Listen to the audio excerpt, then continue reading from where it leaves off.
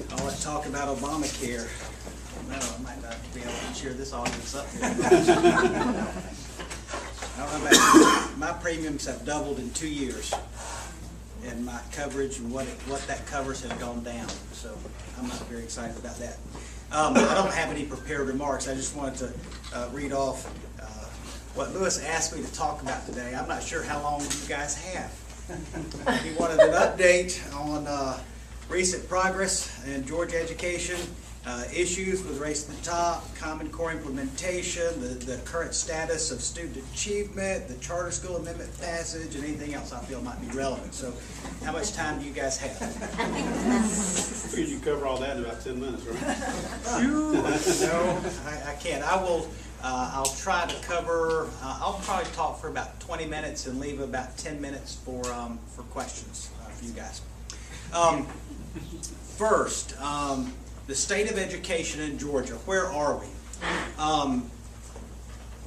We don't have 2013 data in yet. We're just finishing up the 2012-2013 school year. So a lot of the information I share with you is going to be based on 2012 data from around the state. And understand too that this is statewide. This isn't Bartow County or Cartersville City. Things vary tremendously across the state from school district to school district. We are a local control state. There's a lot of variance. Trust me, I was in Southwest Georgia for the last 3 days and spent time in about 8 different school systems, and there's a lot of variety out there. So for the state, let me start with, we had a change in the way we calculate graduation rates. All right, we changed from calculating graduation rates from a lever formula to a cohort formula. That was a mandate from the federal government that every state had to use the same formula to calculate their graduation rates. The biggest difference between what we were using, which is the lever rate, and what we had to go to in the cohort rate is we were allowed to, let's say, take that senior who either hadn't passed a portion of the graduation test or might be a credit or two short, and they don't make it for graduation. If we keep them in school and they go to summer school, they pass the test or in the summer or whatever, and they graduate in the next year, we get to count them as a graduate. That is no longer the case, right? So it is in and out in 4 years. If you are not out in 4 years, then you count as a dropout on that school's graduation rate. There are some pluses and minuses to that. One of the biggest issues that I have with it is that federal law requires that we keep special education students in school until their 21st birthday if they so choose. None of those children will ever count as a graduate. Everyone will count as a dropout because they will be in school for more than 4 years. And I can't seem to get the folks at USN to understand the difference there, and the problem that creates. A good thing about it is it does help us identify students who in the past fell through the cracks. In other words, having been a high school principal, I have a student comes in and says, I'm withdrawing and I'm moving to Gwinnett County. All right. Well, we fill out the paperwork, that student is coded in our system as a transfer, and they're gone. Well, that student does not count as a dropout against that particular school because a transfer is not a dropout. But if the child never enrolls in Gwinnett County and does indeed never go back to school, then that child has fallen through the cracks and isn't counted anywhere. So under the new system with our new data system in the state where we have the students' ID numbers, if that ID number is not picked up anywhere else in the state, then we go back to that original school that the student transferred from and give that school an opportunity to find that child. Did we make a mistake? Did we code them wrong? And if we don't find the child, if there's no proof that maybe they're homeschooled or private schooled or moved out of state, then that child counts as a dropout on their grad rate. So again, I guess to give a difference between the two, if I were to, we don't have any fewer graduates than we had. All right, on the lever rate, we had a graduation rate about 80% as a state. When we changed that model to the cohort, it dropped to 67%. All right, it's not that we graduated 13% fewer kids. Okay, it's just the way that you calculated it changed. It's the same thing as if I put a thermometer up here, and it's a mercury thermometer, and that mercury rose to give you the temperature. If you read one side of that thermometer, it's going to read degrees Celsius. The other side is going to read degrees Fahrenheit. The temperature hadn't changed. It's just the way that you calculate and show that temperature. So grad rates have continued to rise, regardless of the way you calculate the graduation rate. So, in fact, we just released last week the 2012 graduation rate, which was 69.7, so we had over a 2% increase from 2011 to 2012 on the cohort rate. Some systems did better, some didn't, but as a state, we have continued to increase on grad rates. Other student performance data. SAT scores. Everybody likes to talk about SAT scores, and that's what everybody talks about. You know, well, Georgia ranks 48th, and Georgia's so bad, and all this stuff. In fact, I got on an elevator in Atlanta last year, and a lady saw my name tag, and she says, "Well, you've got your work cut out for you. Georgia ranking 48th and everything." And there's only one measure that Georgia ranks 48th in, and that's in SAT scores, and that's no longer the case either, because we've had some really nice gains. But the problem is people don't understand the full picture with SAT scores, and I want to share that with you. You remember Paul Harvey, the rest of the story? Well, here's the rest of the story. When you look at those rankings, and first the College Board tells you don't do that. Don't rank states, but it's the first thing everybody does. You can Google it and you can find it. They say don't rank them because they're when you look at research, there's discussion about uncontrolled variables. There are so many uncontrolled variables that don't make it a legitimate comparison to go state to state. But it's what everybody does. So when you look at those rankings, your first column is the state, and the data, again, that I'm telling you is 2011 data. The number one state in the country was, at that time, I think, Indiana. It's either Indiana or Illinois. It's one of those I's. And that's the first column. Georgia was down at 48. The second column is the composite score, and that's where everyone stops. And the number one state in the country was there, and their average SAT or composite was 1805. Georgia down here at 48 was 1445. If that's where you stop, that looks really bad.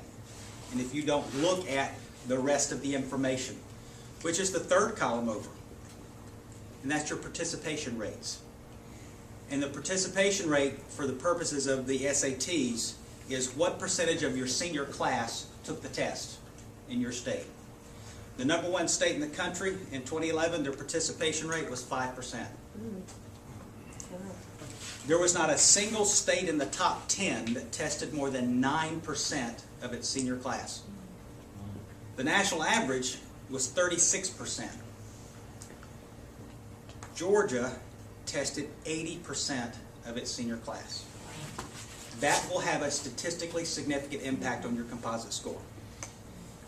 Especially considering the size of the state. We have nearly 1.7 million children, and the diversity of our state. We have the 5th highest poverty rate in the nation with our young people in our free and reduced lunch program.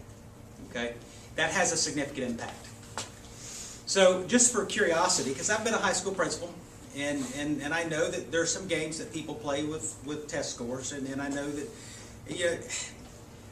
I know that if I've got a junior that takes the SAT and they knock the top off of it, that junior more than likely is not going to take the test again as a senior.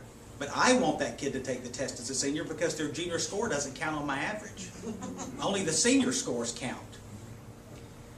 And I've known folks who have lost their jobs as principals because they wouldn't give kids the code to take the SAT because they didn't think the kid was ready. So there are some things that people do to manipulate. And so I went to my counterparts in these other states and I said, how do you determine what 5%? How did you determine what 5%? And the response was, well, these are kids that are going for the appointments at West Point, the military academies, Harvard, Yale scholarships. These are our top level kids that are going for these top level spots. I said, okay. And so, I have my data for the whole state in an Excel spreadsheet. And I came back and I sorted our state.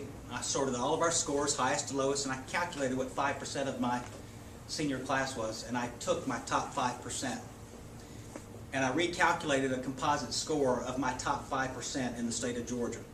You know what the average SAT score of our top 5% was? Over 2,000 out of 2,400 possible. even if you took a random sampling, which we did, our data folks did, even if you took a random sampling of 36% of our seniors, our average SAT score took us from 48th up into the middle of the pack and about 25, 28, somewhere in there. So that's the rest of the story. It's not an excuse, okay?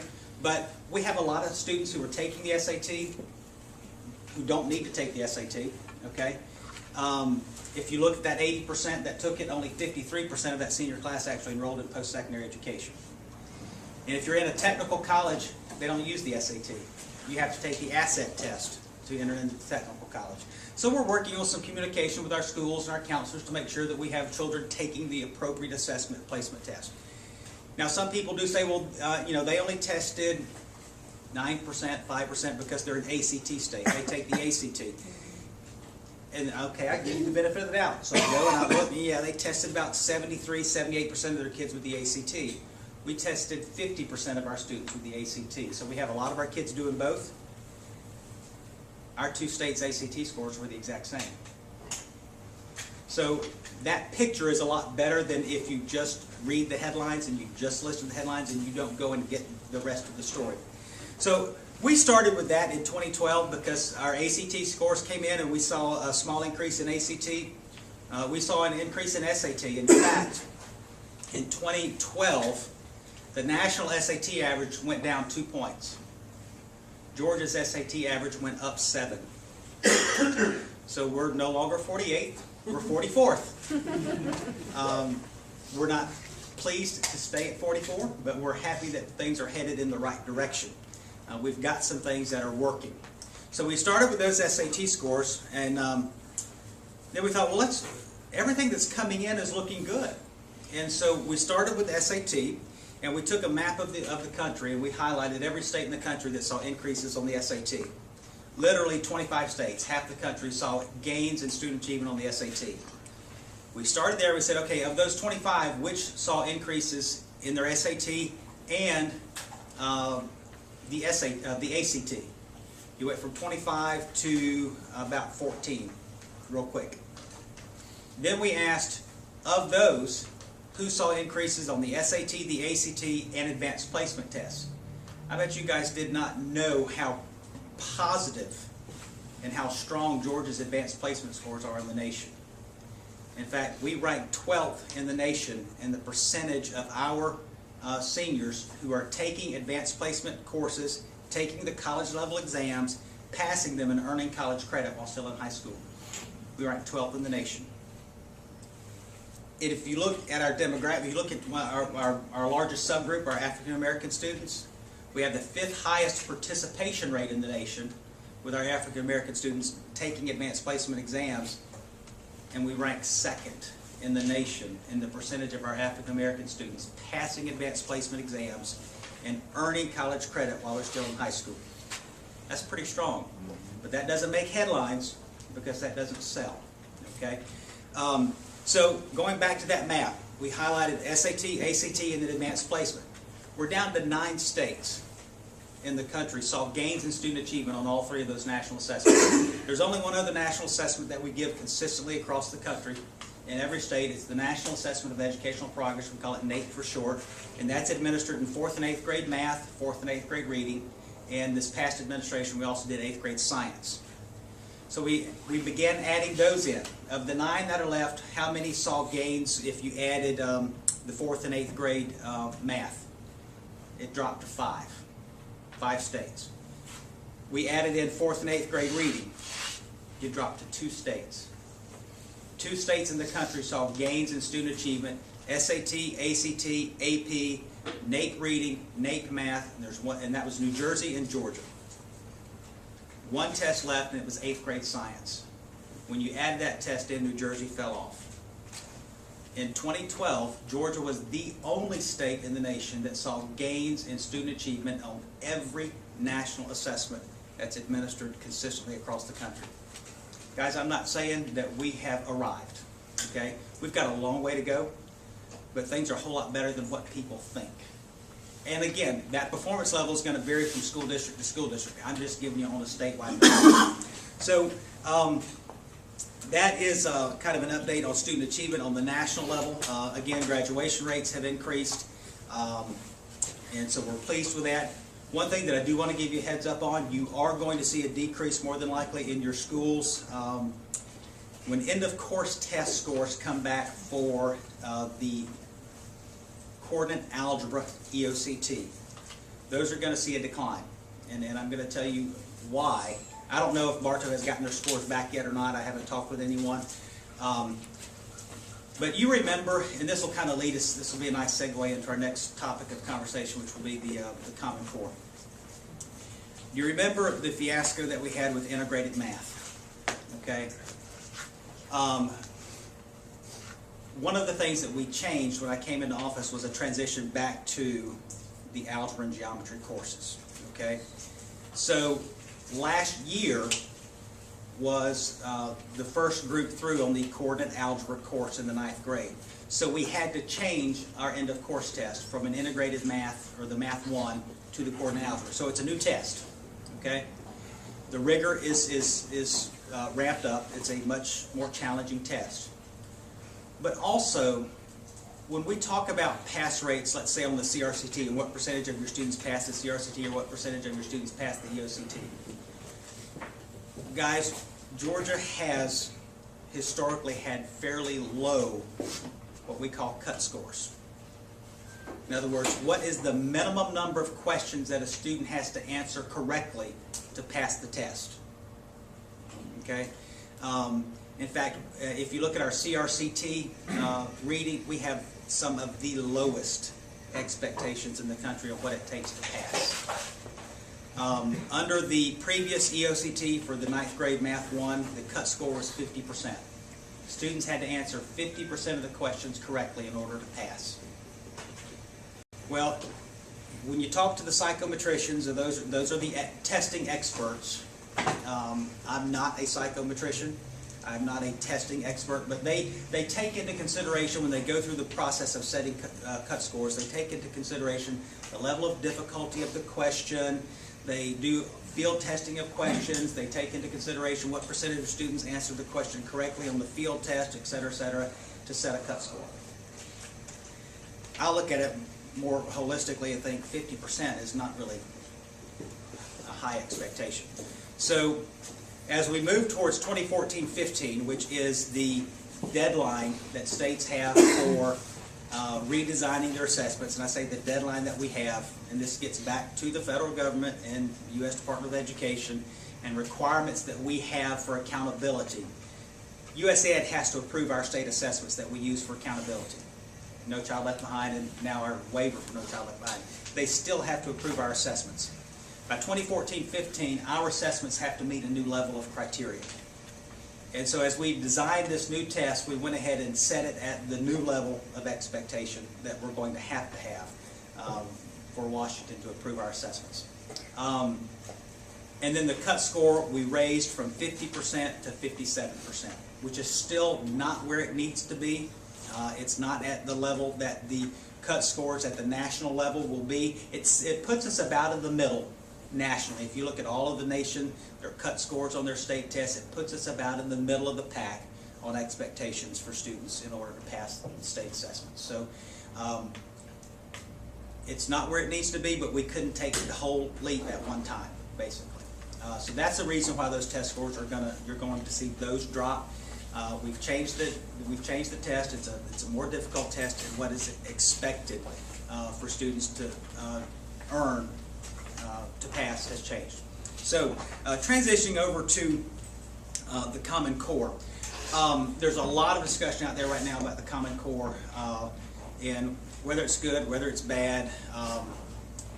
Guys, I'll tell you, I don't have a real big issue with the idea of common standards from state to state. Going back to the math issue, one of the problems that I experienced here as the curriculum director in Bartow County was students moving into our school system. And I'm getting a call from a principal almost every day. Dr. Barge, we have a student from Arkansas. They've had Algebra 1, and where do you want me to put them? Do I put them in Math 1? Do I put them in Math 2? Because if you guys, don't remember that integrated math issue.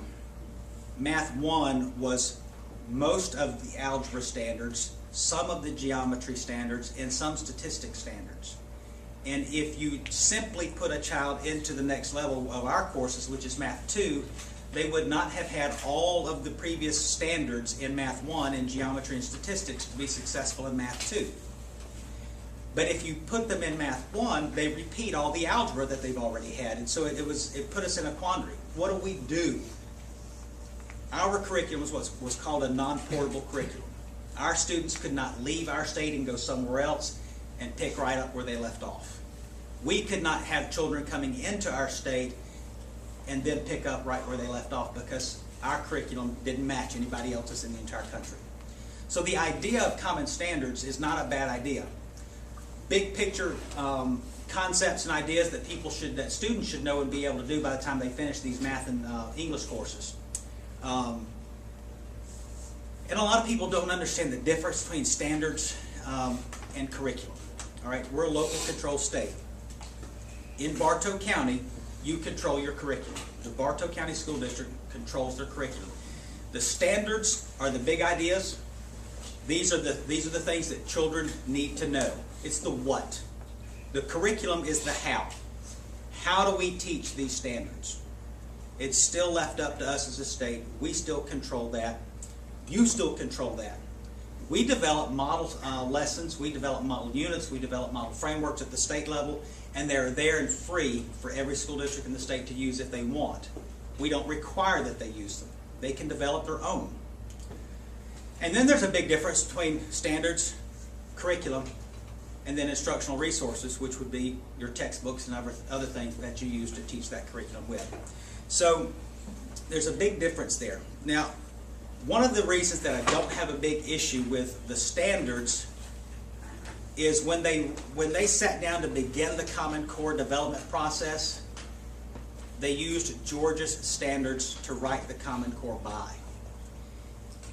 In fact, if you were to put our old Georgia performance down side by side with the Common Core state standards, there's a 90% alignment of those two sets of standards. Now, some of the biggest issues that when they made the Common Core is they took some of our standards and they moved them around. There's some alignment issues over what we had previously. So there's not a huge difference between Common Core and what we had previously. I want to talk about some myths. Right? One myth is that the federal government's taking over education. I'm not going to let that happen at our state level. Okay? I think a lot of people are not putting their concern in the right place. I'm not as concerned about the common standards as I am about common assessments. And we're going to talk about that in just a second, okay? Because that's really where the control comes in. The federal government hasn't helped us very much in some of their communications because it gives the perception that this is something that the federal government is driving. When you see things like, I think it was about 2009, the White House came out with the blueprint for education reform. And if you read through that document, there's language in there that talks about if you don't adopt a set of common standards, then we're going to withhold Title I money by this certain date. Well, that kind of puts this into a more federal perspective than being state-led. So that doesn't help us, and quite frankly, our state could have done a better job communicating Common Core at the beginning than they did. So, one of the things that I'm doing now, I've gone back and I've looked at the history of how we got to where we are, how the Common Core was adopted. It was adopted a year before the elections, and we came into office. I'm not going to push that off on somebody else, but I want to know how. How did we get here? So, to be honest with you, I don't think we did a good enough job on communication in the front end. I know that we have at least one teacher here because I was talking with her before the meeting began. And you'll remember, and I was here at Bartow, we had we were finishing the last year of training on the Georgia Performance Standards in math. And I was attending one of the statewide curriculum director meetings, and we are told in this meeting that we are adopting a new set of standards. And we were kind of all dumbfounded and wondered, we are just now finishing training teachers and we're going to have to start training them again next year on something new. We haven't had an opportunity to get set in this one before we go to something else.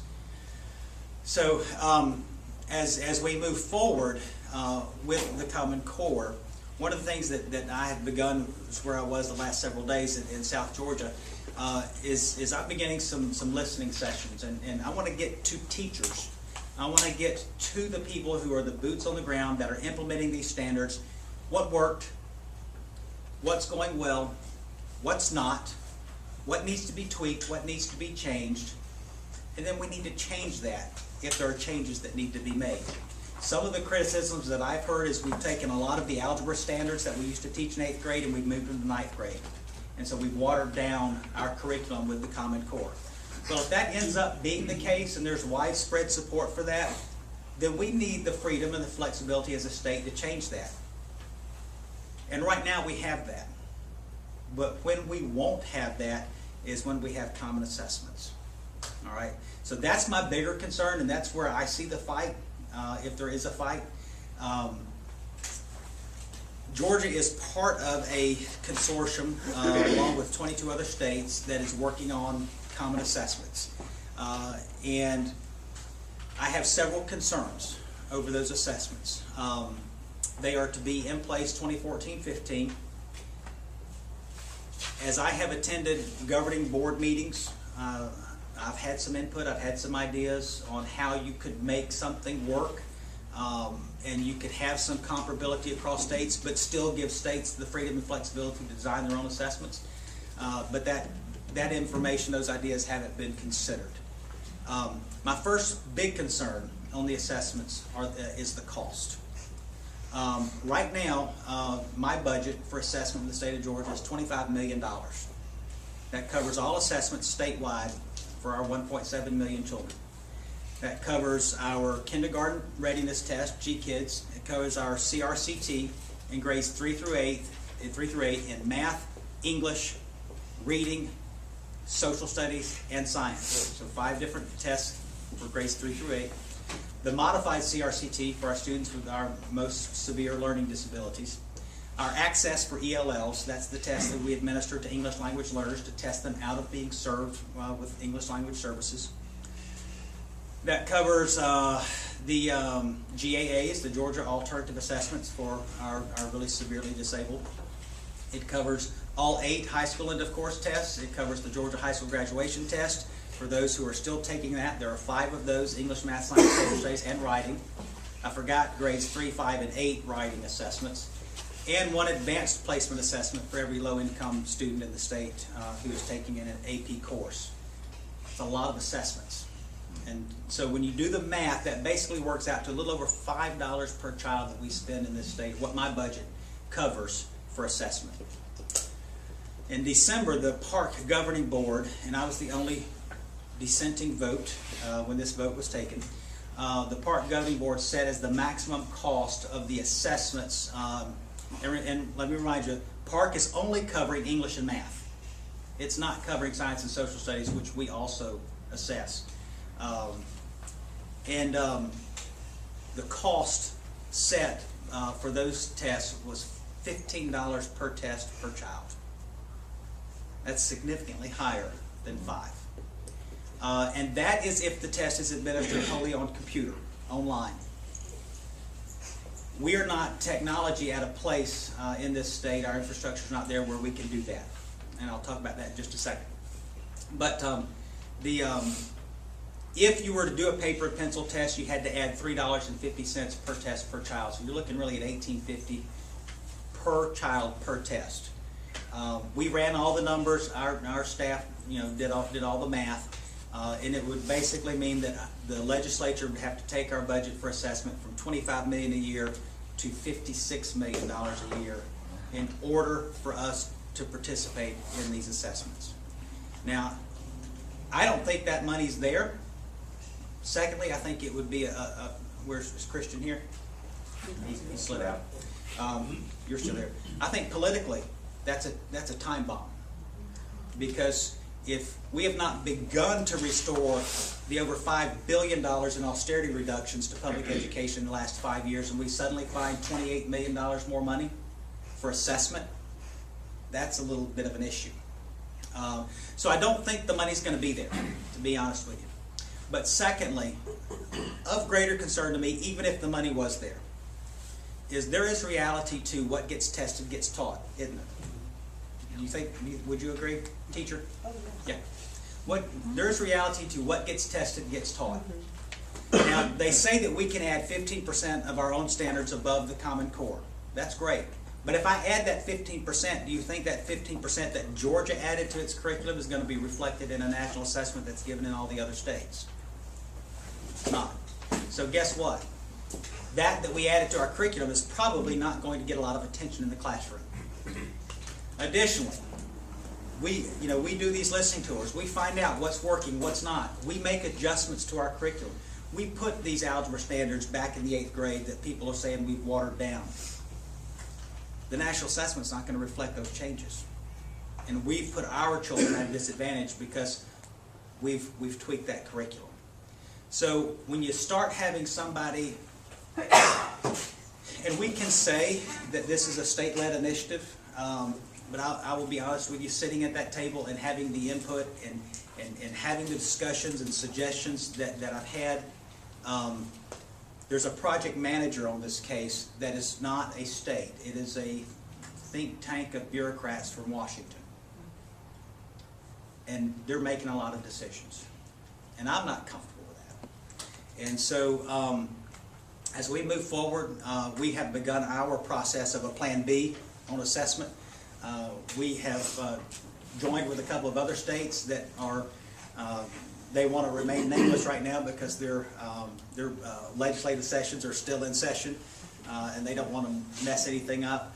But on a really state-led initiative where our assessment directors are working together, and we're working on some ideas where we can leverage, because some of the reasoning behind this and the rationale behind the common assessments and the Common Core is being able to take advantage of economies of scale. And if you had several states using the same thing, then that economy of scale you could see some cost benefits. Well, for us, it's not. But for some of the states up north, who their whole state could fit in Atlanta, who are paying $30 a kid per test already, it's a windfall.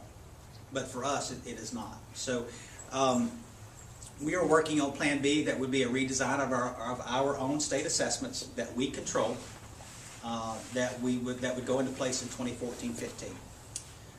So there'll be more on that as we go further down that road. One of the states that we are working with is planning on releasing the RFP to the vendors next month. We have to begin the process now. And I've shared this with the governor and some of the key folks in the legislature that handle the budget.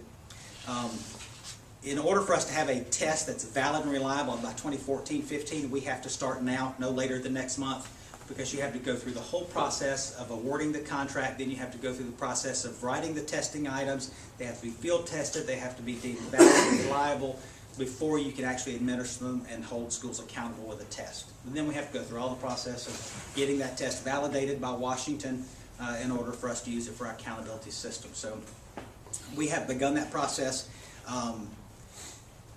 So ultimately, bottom line, I have a real concern that we won't control our curriculum if we let somebody else control our tests. So that's where we are with that. Race to the Top work is continuing. Probably some of the biggest work that we're working on right now is the teacher and leader evaluation system. I'm not sure where Bartow County is in the process of training on that particular system. Legislation was passed this past session that requires that by, I think, 2014-15 for all the districts in the state to participate in the evaluation system. That work is continuing. If they're not, find out from your folks. If they're not in it, I would recommend that they go ahead and begin the process of training, because we have money right now available through Race to the Top to train people on the use of the new teacher evaluation system. But in another year, that money's going to be gone, and we won't have money available to train. So that's an awful lot. I've run up on my 20 minutes, and I will stop and take some questions. Yes, sir. I have, if I can indulge, I have kind of three questions in one. Number one, and the first two, both of them refer to things that I think kind of started before your term started, but you're there now. Did we in fact sign on to the Common Core Agreement before the standards were even developed? Well, what I have found is this. The state board at the time approved the Common Core in July of 2010. They were posted in draft form for public comment in May of 2010. There's a whole lot there, but really I guess a bigger concern to me about the process is the state submitted its Race to the Top grant application in January of 2010 with dozens of references to the adoption and implementation of the Common Core prior to that being approved by the board. So that's a little bit of a concern to me that the plan was already there. And that leads to my second question, which is, can you outline the requirements or strings attached to that Race to the Top money, and how much influence is it having on the job? I probably can't do an adequate job. It's because there are dozens of projects that are included in the Race to the Top grant.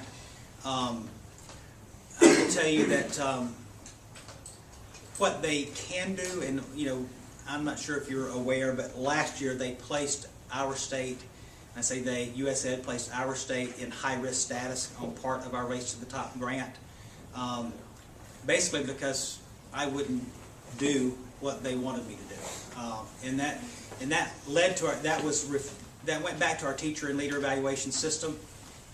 The project was written by people who'd never evaluated teachers in their lives, and the way that it was written would not work.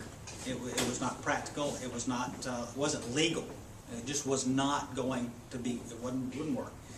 And so we've requested some amendments to the grant based on that, and they did not want to approve those amendments. And so I went to Washington with one of my staff folks and sat down with one of these bureaucrats who had never worked a day in her life in a classroom, never evaluated the teacher in her life. And between myself and the person with me, we had over 50 years experience evaluating teachers. I said, are you going to approve this amendment or not, because we have to move forward? And she said, well, no, not unless you do X, Y, and Z. I said, well, what if I do it anyway? She said, well, you're in violation of your grant. We can withhold your money. So that's about all that they can do. And at that time, they had placed Hawaii's entire grant on high-risk status, not just a portion of it, and they hadn't withheld money from Hawaii yet. And I mentioned that, and I don't think she liked it very much. But so, put me on high-risk status. We're going to do what's best for our teachers, and we're going to do what's best for Georgia and our kids. So that's about what they can do. They could withhold money. They could stop the flow of money. And quite honestly,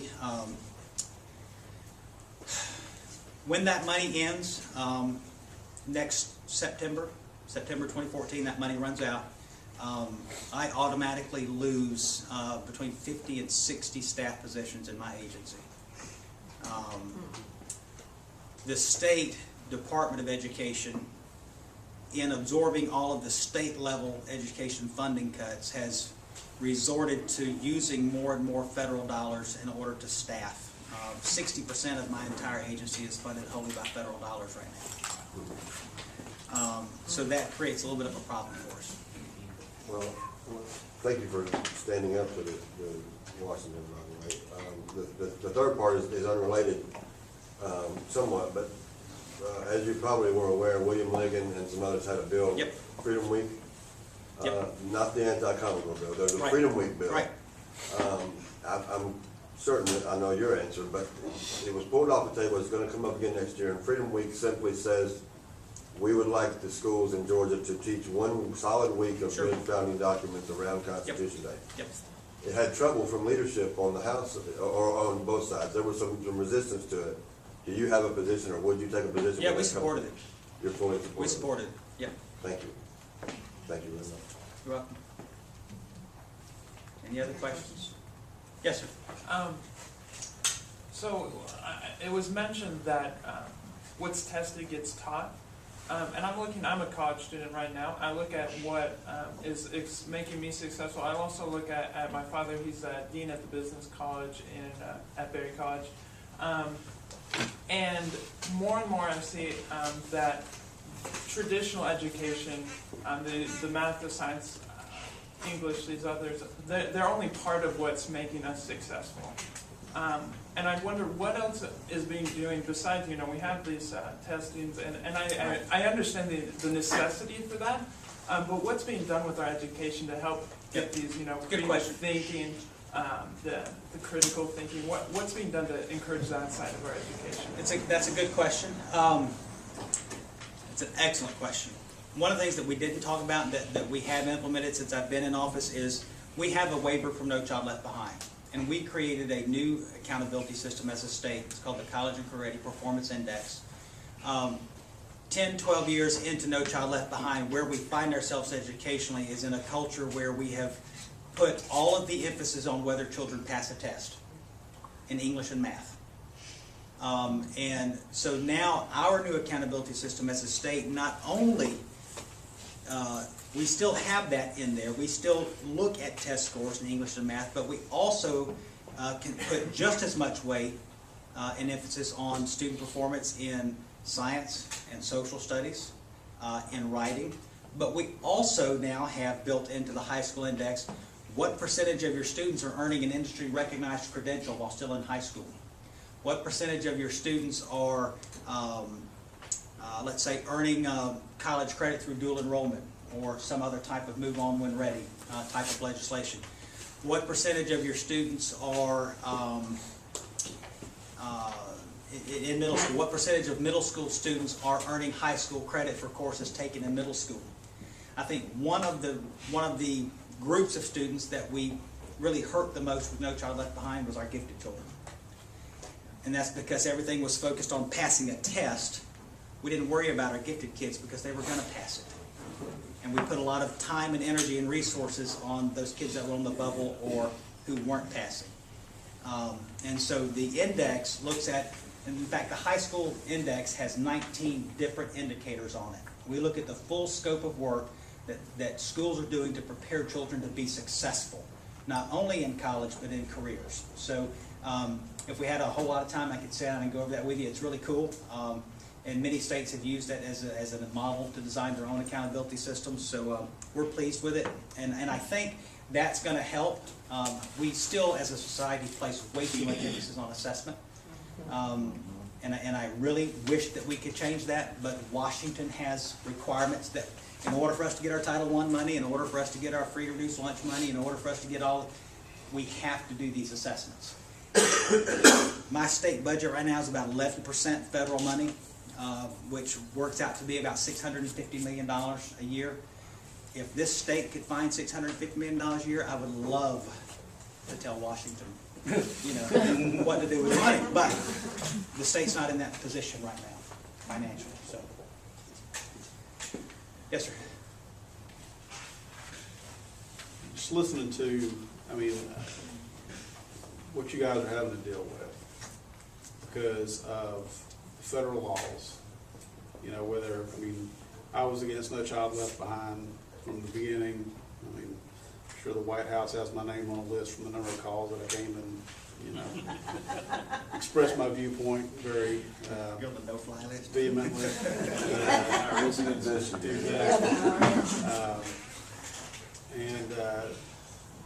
And that's, and of course, obviously, it's impacted even more with racial top and now Common Core and so forth.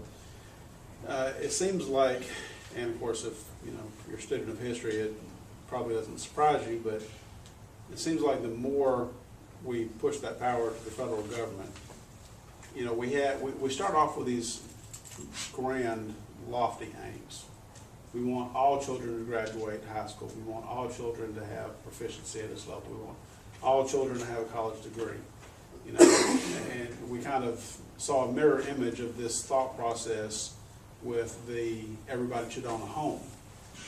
And We ended up with a financial crash because of it. So we keep trying to do these things at the federal level, and they have very dire unintended consequences. But, like you said, because of the money that's tied to it, it puts us in a very, very difficult situation, because you walk away from it and you're walking away from a significant portion of the money. Are you aware of any, I mean, I'm sure us sitting in this room are not the only ones that have considered this problem, and I'm sure that you're not the only one that has, went to bed at night dreaming about telling some bureaucrat in Washington where they can stick their funding. But is there any, seed idea, any process that's, being worked on where states that are dealing with this are saying, hey, this is insane. This is killing us. It's distorting our education. We, instead of focusing, I mean, because the bottom line is we seem to be focusing on what Washington wants instead of what's best for our kids. And at some point, we've got to say, okay, these rules are ridiculous. This program is ridiculous. Our kids are suffering. What are we going to do about it? What are we going to do? Because the bottom line, in a free market, the driver is always, how do you get the best product and service to your customer for the least amount of money, so that you will attract that business? And we have the exact opposite model when government gets involved. Government doesn't care because they'll just tax you more. So how can we transition, or are you aware of any efforts that are underway to kind of transition to where we can finally get to a situation where we can tell Washington to kiss off and we're going to handle things our way? I mean, it seems like if we could do that, if we could get out from under all the mandates, if we could let the Nancy Crooks of the world, who have dedicated decades of their life to educating children and who know the best ways and are hamstrung because of all the myriad rules and regulations, let them do what they do so that they can help these kids succeed in life. Well, you have a few examples out there of states who do that, but they're financially in better situations than we are. Texas is one of those. You have several states that you have about 3 or 4 that didn't adopt the Common Core because their standards were already where they needed to be. But they all still have to do assessment. The only thing that I could see is somebody else in the White House down the U.S. Department of Education. So and truly leave that as a state initiative, and that regard. But I don't know where that's going to go. Well, and it should also be pointed out, I'm glad you brought that up, because it also should be pointed out that right now, the Federal Department of Education's annual budget is over $100 billion. And there's not unless I'm mistaken, there's not a single teacher employed by the Federal Department of Education. Well, I do know that there's a new person there that I work closely with. In fact, I had some conversation with her last week because we were having fits with the department over our Race to the Top work and the agency being just rude to my staff, and it just was, having amendment requests for 3 months and not acting on them, holding up our work. And they have a new assistant secretary there who is a former state superintendent in another state who is an educator, and she has been very helpful. But she's probably about the only one that I know. And Well, even if we took that $100 billion and divided it evenly among 60 states, $2 billion or 50. Let's say 60. Sorry. Well, I was taking Obama's 57 and adding a few. I don't know, wishful thinking. But if you take, even if you divided it evenly, how much more are you going to be able to do with an extra $2 billion? I mean, if that more than covers. Yeah, I mean, give us the federal money in a block grant, because the needs in Georgia are very different than the needs in Rhode Island or Connecticut, and the diversity is very different among states, even within Georgia. What works here is not going to work in some other place, and you have to have that understanding that one size doesn't fit all. I don't know if they'd ever do it, but give us the money in a block grant and let us use it how we see fit. But Yes, Ms. Palmer. I was just wondering, this, I don't even know how to ask this question, but how are homeschoolers involved or affected with the data tracking and all that? Are they No, included? they're not. They're not included No. in any? Oh, I'm glad you brought it up. There is a lot of misinformation out there about the data system and tracking of students, and that has been because we've got a company out there that miscommunicated Georgia's participation in what they're doing, and we've had fits with them too, and they finally corrected it on their website.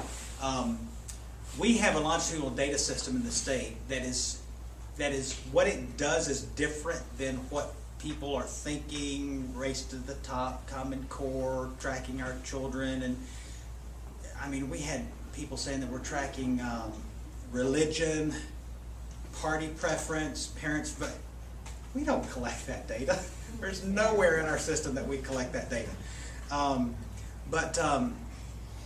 What we do have now is really designed to help teachers, and that is the students' data that we have that has always been there in their permanent record, where when I was teaching and I wanted to go get some information on the students in my class, I had to go to the vault and pull their file and sit down and write all the information down. The teachers now have it at the computer screen with a click of a button.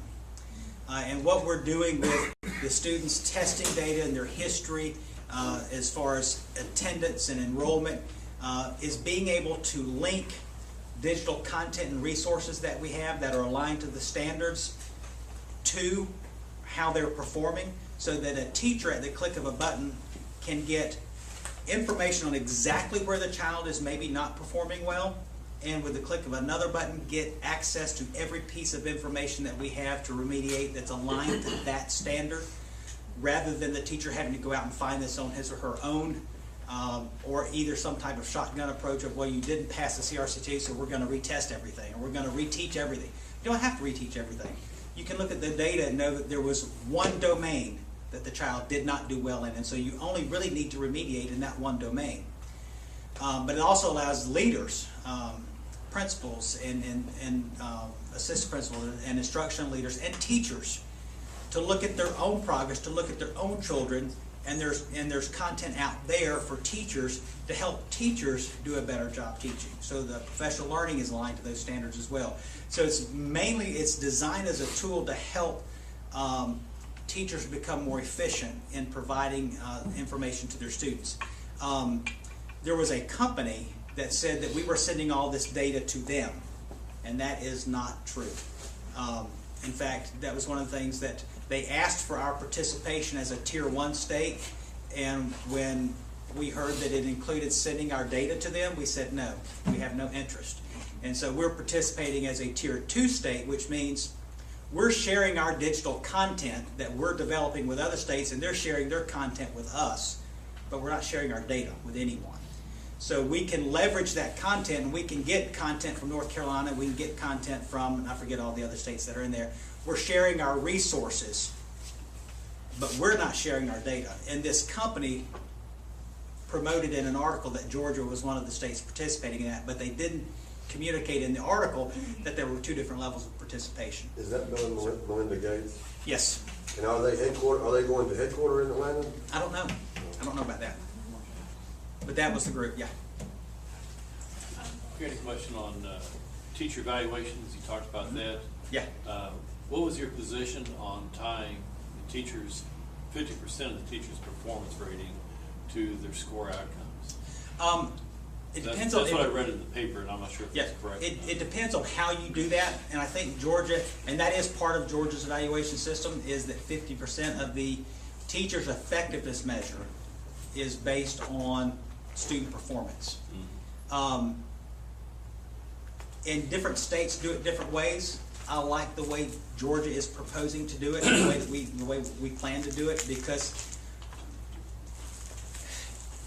it's very complicated, but it's called a student growth percentile. So what it does is it takes like students, like for example, if you are teaching a class that is has a lot of low-level students in it, maybe a lot of students who have IEPs, learning disabled, or whatever.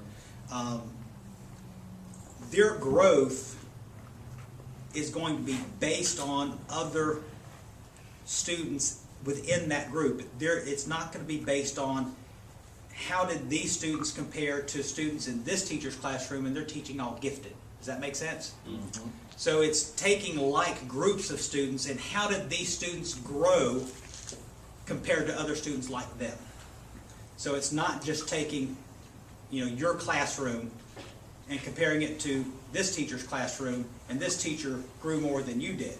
It's not that. It's looking at the student and students like him or her, and how did they progress in that semester. So the growth will be based on, and it's called a student growth percentile. How did the students in this demographic, in this group, did they move in your classroom? Does that make sense? So I don't have a big issue with that.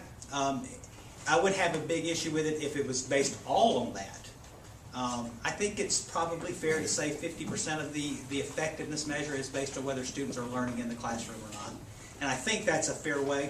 And as we go through the implementation process, and if things don't work, we'll adjust. But I think that's the fairest way to do that.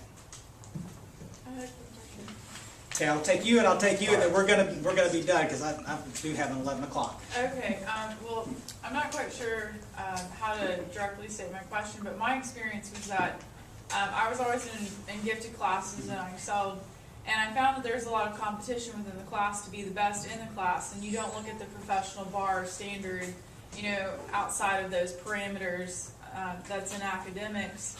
And I chose to graduate early from high school, and I'd gone to Agnes Scott and decided that a traditional learning environment was not for me. And where I felt disheartened was that there were so many students that were in the middle to lower income that they weren't being properly prepared, for the pursuits that they would want to, later have.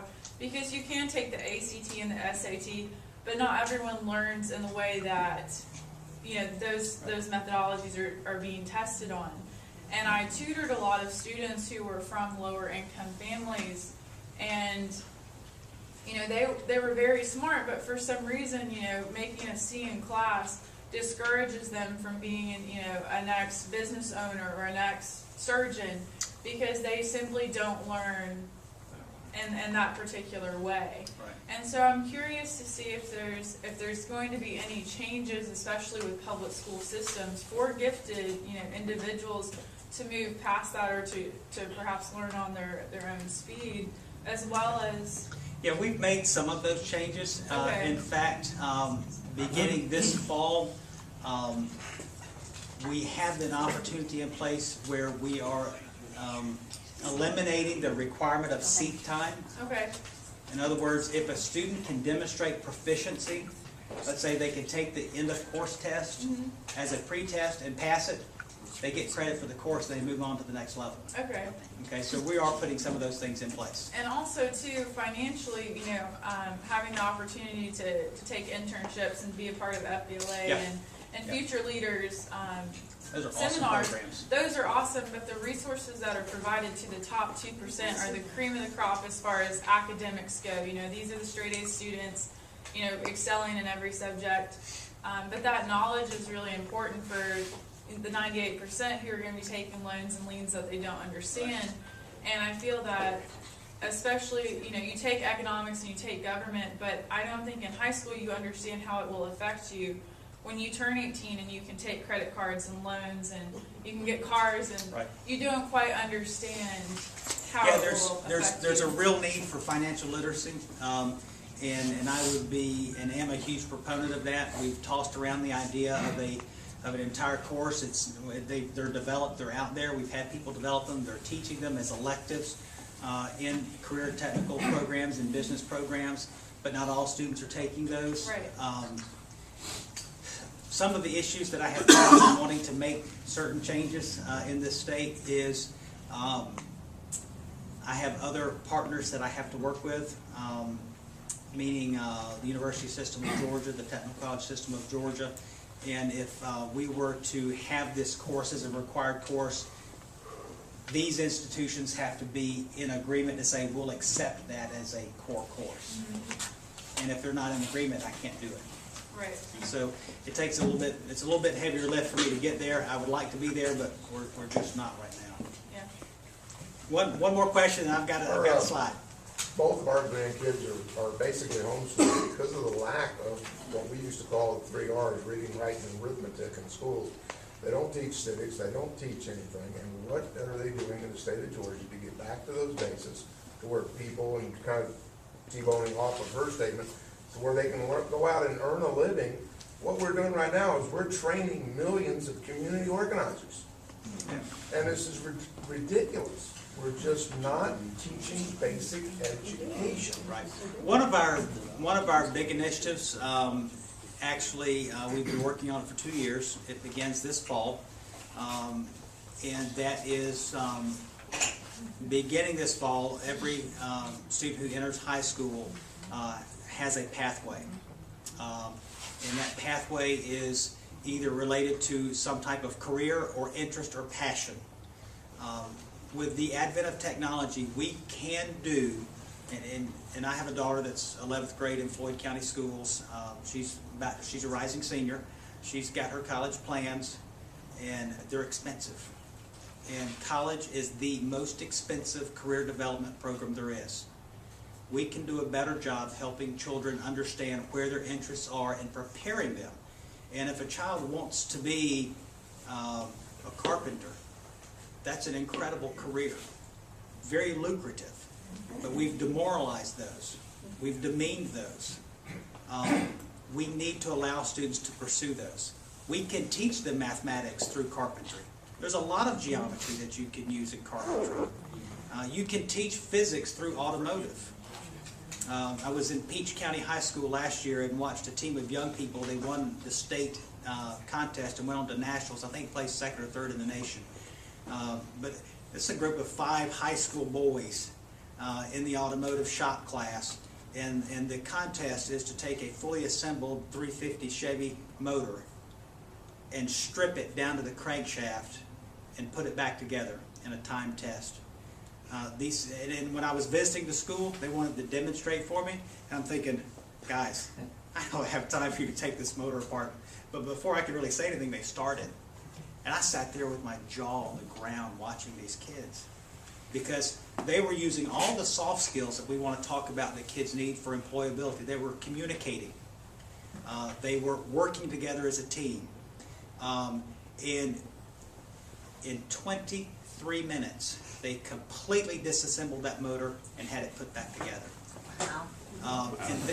And they were to listen to them talk about torque, that's a physics concept. You can teach physics in automotive class.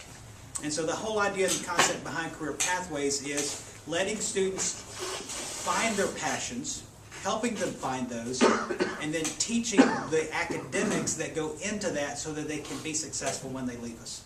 That begins this fall. Let me make a quick statement. I know that was the last question. Okay. I want to say something here in front of the crowd. Those of us who are active in politics, we would love for you to agree with us on everything we believe. But the most important thing for us to turn this thing around in every aspect of American life is to have people of impeccable integrity and character in these offices, and we have that in you. And I've told you recently, we can rest easy knowing that you are a man of your word. We won't always agree, but we appreciate you, and we're glad you're there. Thank you very much.